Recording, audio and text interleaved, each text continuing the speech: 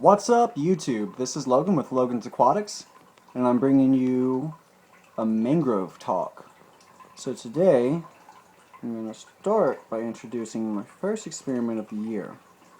Um, it's the end of August right now, and there's a few propagates that have started to drop, but most all the mangrove propagate, at least the reds that is, are still hanging out in the trees.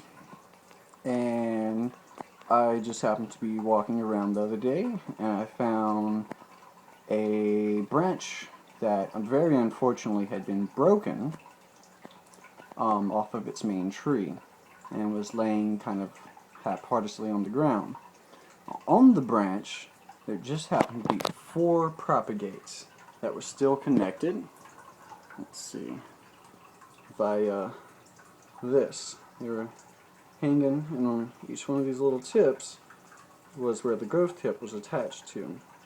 And this was green earlier. So I just snapped a little twig and set them in the aquarium like you see right now. Well, after, I don't know, 2 days I'd say, they actually forcefully threw off that little cap and revealed to me probably some of the prettiest propagates. Let's see, get them close to the light. I've ever gotten. Like, beautiful and green. The really beautiful growth tip. These guys have been in this aquarium for no longer than a week and a half. And I'll show you because, unfortunately, these were too short to actually like sit propped up. But this one is a little bit longer, and the very little bottom of his tip was in the gravel. And earlier today I went to move them, but I discovered we have roots already. There's a little bit happening right there, which is pretty cool. But that means I also need to immediately plant these guys.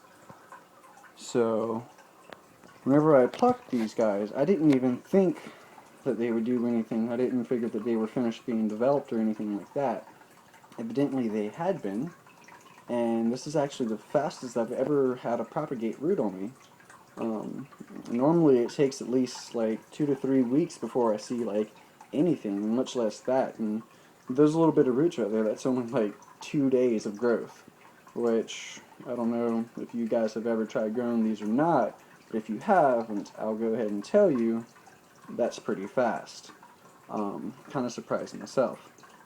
So that's actually the first experiment of this year's Mangrove Talk that happened, which turned out very well. So my second I want to start trying out is I want to see how these guys root, what makes them root. So I'm going to, out of these 4, well actually this one that already has roots I might not get to, and honestly it might end up being these propagates. I might wait to get some other that have already dropped naturally. But I want to try out their roots and see. I'm going to do 1 or 2 where they have a substrate around them, but it allows light in. Like I want to use like some kind of like glass beads or something like that. That way the plant is fooled into thinking that it's in a substrate, but its very bottom still gets light.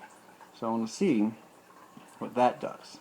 And I also want to have one where I'm going to cover the bottom from light, but not have it touch anything, just be floating in the water. And then I also want to have my control group that is planted like I'd normally plant them, with a bottom layer of dirt and a top layer of aragonite sand. And I want to see which roots faster.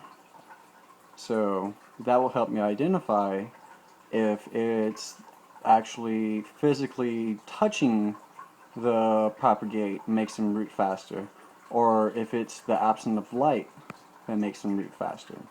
Or it might not have any kind of effect on it, and it doesn't matter either way. Honestly, I don't know, but I think it's a pretty good time to find out. Also, on an unrelated side note, not to the mangroves, what you're looking at right now is my 10-gallon with my beta. He's a Delta Tau with some kind of yellow mustard white with a little bit of blue on him. Whenever I first got him, none of that blue was there, and it's all developed out. And he's getting a little bit older though. And you see, nicely planted, a little bit of sag. Got a little piece of driftwood. It's actually a really cool piece of driftwood, mind you. I'm going to go in this because it's hollow through and through. But the real showstopper of this tank is this guy right here. That is a peace lily, the light on top, that is growing directly out of my filter box. I just removed the normal sponge filter. I'm sorry, the normal carbon filter, and just put a sponge in there instead. I stuck the plant in there, and it's like almost 3 years later, and it's doing great. I'd say it's about 2.5 years old. But yeah, there's 3 main plants, and you can see it's relatively tall, and it's doing really nice. Actually, I love this tank. It's one of my favorites. Yeah, right now it has a couple of propagates in it. I might keep one in here, I'm not sure. Yeah, these guys I'm going to soon go and plant out. I also want to have one of these as control and plant him normally, and also want to pick up some that have fallen naturally and plant those completely normally. And see in a year from now if there's any growth difference. Like, do these guys grow slower because that's stunting their development, or will they actually grow faster? And so far, these are growing faster in like the day or two that I've had them than the other propagate I've had. But that might be a fluke. Who knows? I would like to. Anyways, this is Logan out. You guys have a good one.